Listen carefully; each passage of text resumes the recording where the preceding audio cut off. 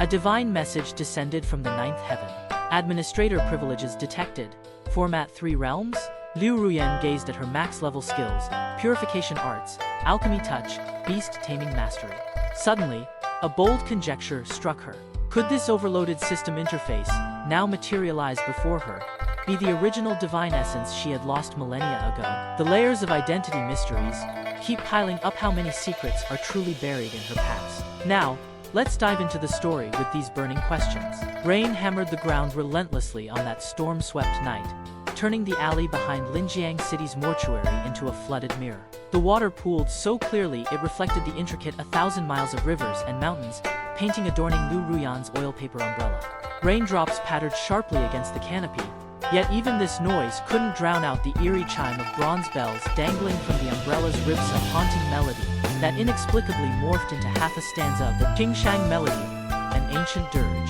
Mr. Wu, the night watchman, jolted awake in his chair, startled by the unnatural sounds. Grumbling, H.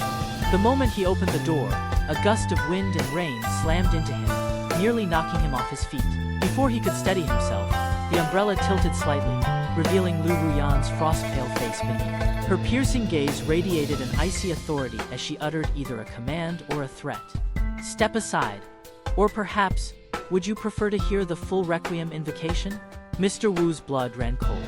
He knew the Requiem invocation was a forbidden mystic art rumored to sever S. Without another word, he scrambled to heave open the rusty gate. Liu Ruyan glided into the morgue, her silhouette cutting through the dim light. The instant she entered, the 9 eternal lamps' ritual flames, meant to guide souls, snuffed out simultaneously, plunging the room into darkness. Only the central Nanmu coffin pulsed with an ominous aura. Soon, black blood seeped from its seams, pooling into the shape of the Lin family's ancestral crest. Just then, Lin Xuan burst through the doorway, his peachwood sword etched with thunderflame patterns glowing faintly in the dark. He accused Liu Ruyan of tomb robbing, but she merely smirked. With a flick of her wrist, the umbrella's painted mountains and rivers seemed to ripple to life, followed by the spectral apparition of an Arhata Buddhist guardian from a Song dynasty masterpiece irradiating divine solemnity. Your grandfather had better manners a century ago, she remarked, revealing her ancient ties to the Lin family. Lin Xuan lunged, but his sword shattered inches from her throat. Staggering back in terror, he realized she matched the description of the immortal Liu from his clan's records, a figure who should have died generations ago. Call me Ancestor Master, she said coolly, tapping the coffin. The cedar planks exploded, releasing a putrid stench as the black blood vaporized into smoke, exposing skeletal remains inside. Save my father! Lin Xuan collapsed to his knees with a thud, desperation tearing his voice. His father had lingered between life and death for 3 months.